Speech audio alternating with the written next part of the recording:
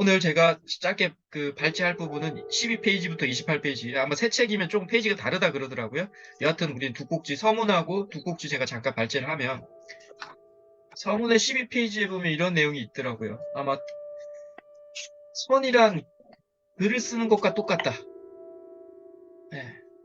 그러면서 이 카타기리 선사가 이런 얘기를 하죠. 뭐하러 굳이 명상 모임에 찾아옵니까, 당신? 골드버그 씨. 당신은 왜 글쓰기를 통해 자신을 단련하지 않죠? 만약 당신이 글쓰기 안으로 깊이 몰입할 수 있다면 글쓰기가 당신을 필요한 모든 곳으로 다 데려다 줄 것입니다라고.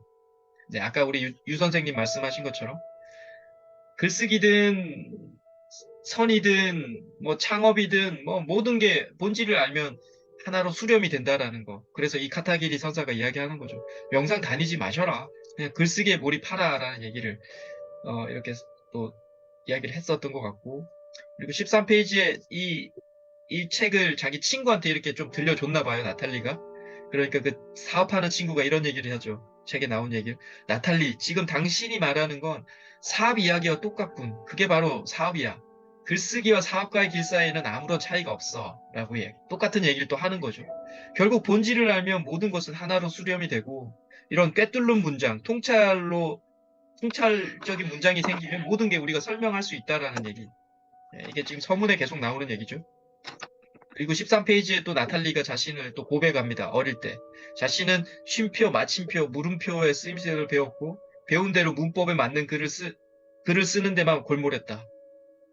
내가 쓴 글은 진부하고 재미없었다. 그런데 나만의 생각이나 감정이 실려 있지 않았기 때문이라는 얘기를 하고 있죠. 네.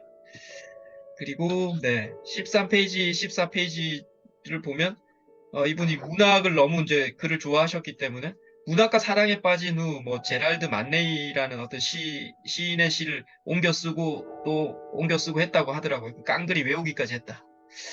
그러면서 좀 재밌는 표현이 나는 상대가 시인이라면 결혼해 줄 수도 있다는 은밀하고 의문스러운 꿈을 가슴속에 품고 있었지만 나 자신이 작가가 되겠다는 생각은 꿈에도 하지 않았었다. 이런 표현도 있죠. 네, 표현이 좀 재밌었어요. 시인이라면, 뭐 문학가라면 나는 결혼해 줄 수도 있다. 이런 표현을 또 서문에다 썼고요. 그리고 이분이 바로 글로 쓴 건 아니고 졸업 후에 레스토랑을 친구들이랑 개업했던 얘기도 서문에 잠깐 나오죠. 그러면서 이런 걸 깨달았다고 하죠. 내가 정성을 기울여 만들 때만 정말 맛 좋은 음식이 만들어진다는 사실. 너무나 평범한 얘기지만 너무나 또 진리죠. 네.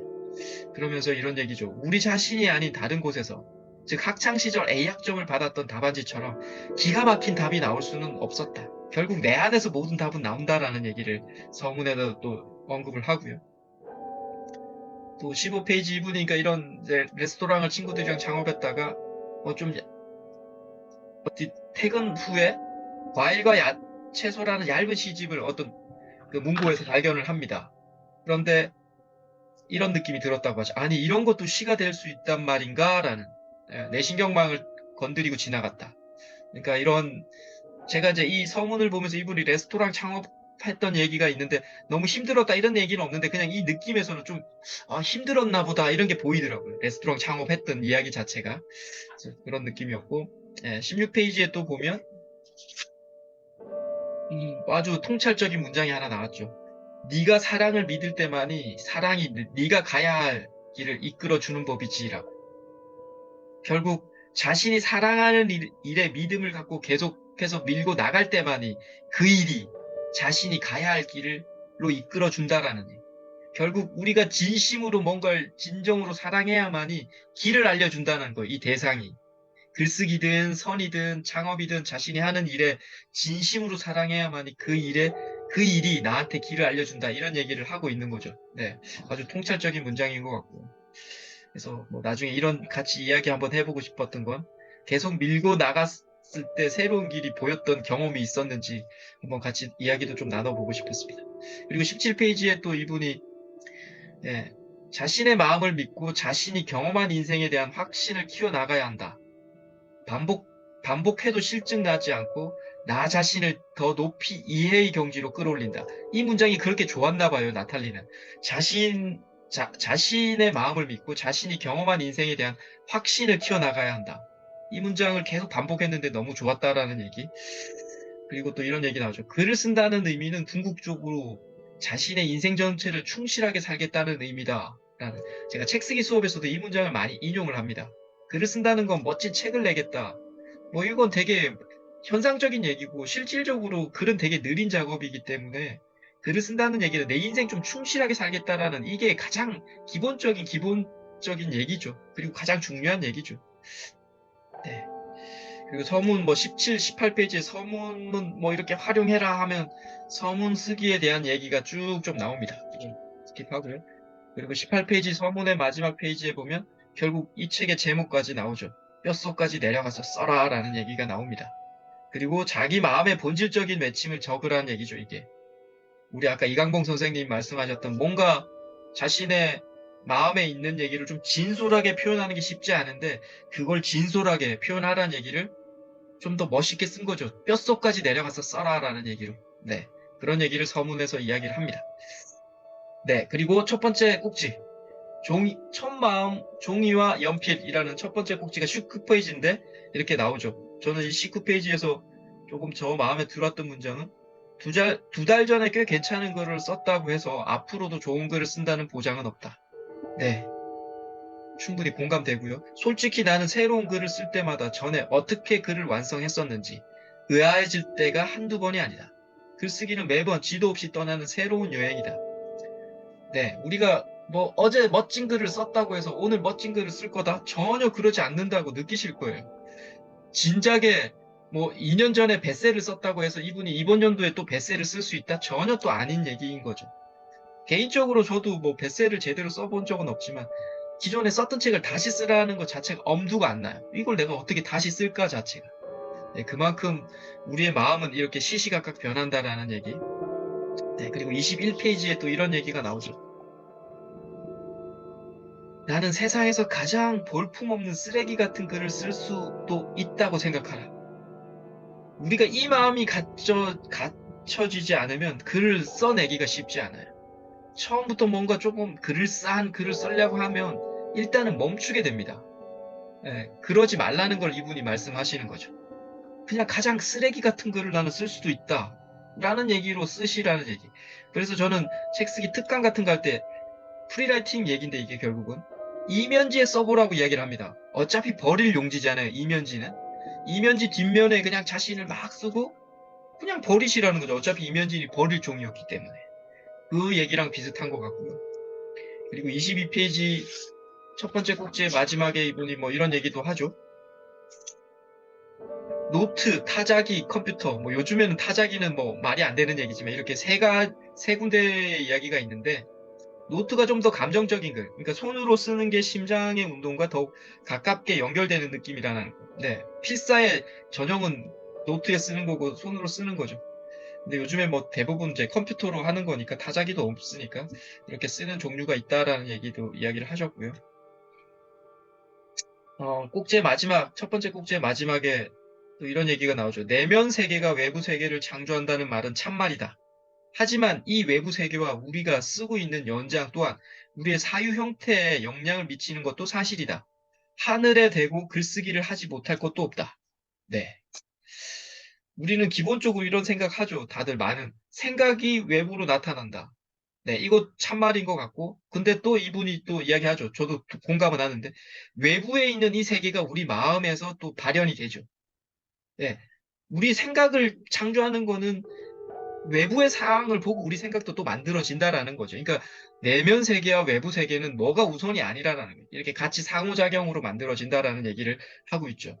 결국 이것도 선에 관련된, 도에 관련된 얘기인데, 제가 이 질문도 한번 해보고 싶었어요. 만약에 우리 선생님들이 지금 이분이 이 꼭지에 종이와 필기구에 관련되어 있는 한 꼭지를 쓴 거예요. 그런데 뭐 정말 뭐 엄청난 얘기들이 나오고 있죠. 근데 만약에 우리 선생님들이 종이와 필기구로 글을 하나 쓴다면 어떤 내용을 쓸 것인가 한번 질문해보고 싶었고요. 같이 이야기도 좀 해보고 싶었습니다. 자, 이제 두 번째 꼭지. 요거 발제하면 끝납니다. 두 번째 꼭지의 제목은 첫 생각을 놓치지 말라. 네. 이게 그러니까 글을 자유롭게 쓰기, 프리라이팅 할 때 이 얘기인 거죠. 24페이지에 첫 생각과 만나서 거기서부터 글을 퍼낼 때 당신은 싸움에 나선 전사가 되어야 한다. 네, 아주 좀 투철하게 전사라는 얘기를 여기서 막 고민스럽게 쓰라는 얘기가 아니라 첫 생각을 끊임없이 잡아내라는 얘기예요. 첫 생각에서 검열하지 말라는 얘기예요. 자기 생각을. 이거 표현해 말해. 이거 하지 말라는. 그냥 자신의 느낌을 그대로 표현해라. 이런 얘기를 전사로 표현한 것 같고요. 처음 시작하는 사람은 자신을 향해 달려드는 감정과 에너지의 힘에 질려 겁을 먹을지 모른다. 하지만 손을 멈춰서는 안 된다. 당신은 생각의 심장부로 뚫고 들어가도록 손을 계속 움직여야 한다. 자신의 감정을 넘어서야만 저 반대편 심장부에 이를 수 있기 때문이다. 눈물을 흘리는 데서 멈춰서는 안 된다. 눈물을 넘어 진실을 파고들라. 이것이 원칙이다. 네. 결국 손을 멈추지 말라. 계속 자기 자신을 검열하지 말고 계속 써내려 가보라라는 얘기를 하고 있는 거고요. 그리고 25페이지, 26페이지에 다음 원칙이 도움이 될 거다고 하면서 이게 바로 프리라이팅을 하라는 얘기예요. 다른 책에는. 이분은 프리라이팅이라는 단어를 쓰진 않았는데 자유롭게 쓰기를 이분은 이렇게 이제 한 6가지 원칙을 제시하셨죠. 손을 계속 움직여라. 방금 쓴 글을 읽기 위해 손을 멈추지 말라. 그렇게 되면 지금 쓰는 글을 조절하려고 머뭇거리게 된다. 멈추는 순간에 우리는 사고를 검열한다는 거죠. 자기 생각을. 그래서 빨리빨리 멈추지 말고 쓰라는 얘기고. 그리고 똑같은 얘기 또 편집하려 들지 말라. 설사 쓸 의도가 없는 글을 쓰고 있더라도 그대로 밀고 나가라는 얘기예요. 그냥 떠오르는 대로 뭐 욕하고 싶으면 욕하고 싶은데 쓰라는 얘기. 철자법, 부두법 등 문법에 얽매이지 말라.